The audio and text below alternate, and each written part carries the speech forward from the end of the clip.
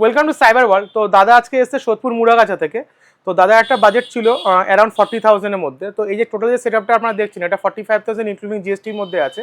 তো আমরা যেটা এর মধ্যে দিচ্ছি Ryzen 5 5500 গিগাবাইটের B450 MK motherboard, XPG 16GB DDR4 RAM, WD 500GB NVMe, আপনার হচ্ছে ল্যাব কেয়ার 8GB ক্যাবিনেট, আর আপনার হচ্ছে অ্যান্ডস্পোজের 650 ওয়াট ব্রোঞ্জ পাওয়ার সাপ্লাই।